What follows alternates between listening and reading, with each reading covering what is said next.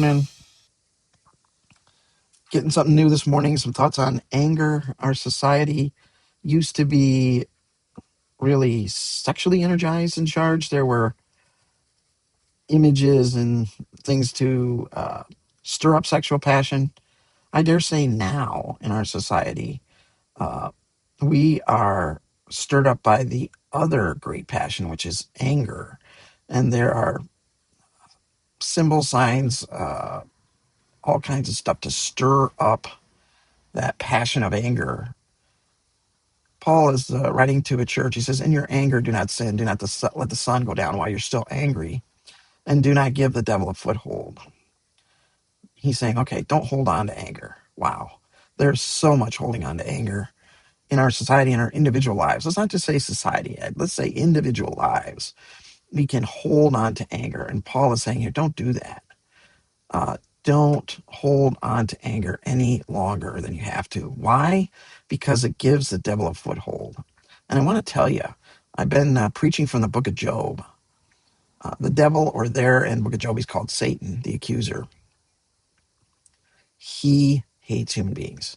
He especially hates human beings that are learning to live as children of God under the direction of the Holy Spirit. We don't see that in Job necessarily, but Job was pretty good, and that really ticked Satan off. And he did some awful, nasty things to that guy to try to break him. I do not want to give that spiritual being any foothold in my life. I'm telling you. And if anger is a way that Satan is getting in to try to scramble me up on the inside and bust me up spiritually, that's important. I've got to learn how to deal with anger. Another verse I want to share with you. We demolish arguments and every pretension that sets itself up against the knowledge of God, and we take captive every thought to make it obedient to Christ. I'll admit I'm pulling this a little bit out of its context here, but I want you to get the general idea that when we get a hold, or actually, let's try it this way. When a thought gets a hold of us to the point where we want to take God's role, we need to take that thought captive to Christ. Let me show you what I mean as far as anger. God says, I can avenge, I can repay, I can take every force that comes into your life and use it for good. I can do a Joseph on you, right? Your brother's meant for evil, but I'm going to turn it out for good. I, as the Lord, I'm the only one that knows how to deal with anger.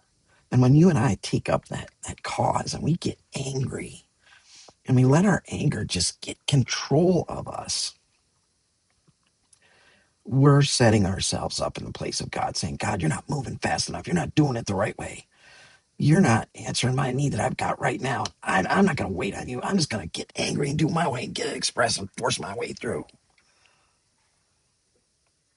That is setting ourselves up against God. So, how do we deal with this? Very simply, we take every thought captive to Christ. Do you know when you're getting angry? For some people, I've seen it. They make that they start tightening up their hand into a fist. Other people, maybe their eyes start getting real big and real intense. Whatever it is with you, do you know when you're starting to cross the line from reasoned thought to anger? Maybe it's you start calling people names. I have noticed this so much on social media. There's a discussion going and all of a sudden somebody calls the other guy an idiot. To me, that's anger, right? That's anger getting in the way and giving that enemy of our souls a foothold. So what do? You immediately say, okay, this is important. The fact that I'm getting worked up is now the issue because I do not want to give the enemy of my soul a foothold in my soul.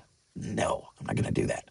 So dealing with anger now becomes primary, not winning the argument, not making your point, not shutting the other person up.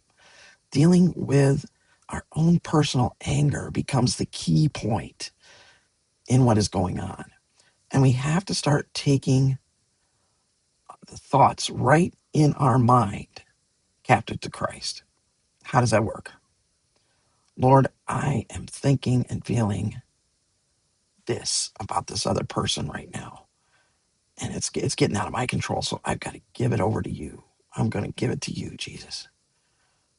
No, I'm going to give it to you, Jesus. I'm not going to take it back. You take it.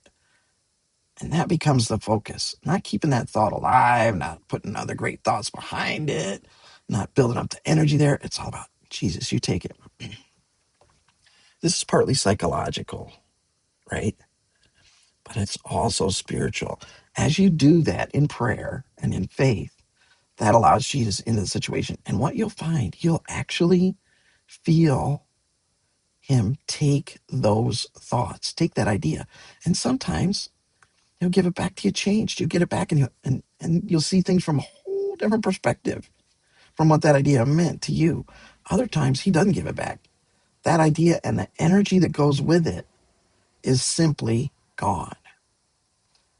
The discipline of doing that, of claiming these two scriptures, of saying, I'm going to do this, can help you, can help me to deal with anger. And I dealt with anger.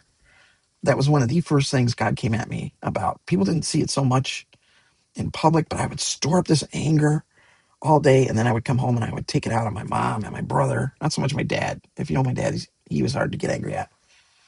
But I would dump it all over them. It's just nasty stuff. And God convicted me of that and really started working with me on how to deal with anger.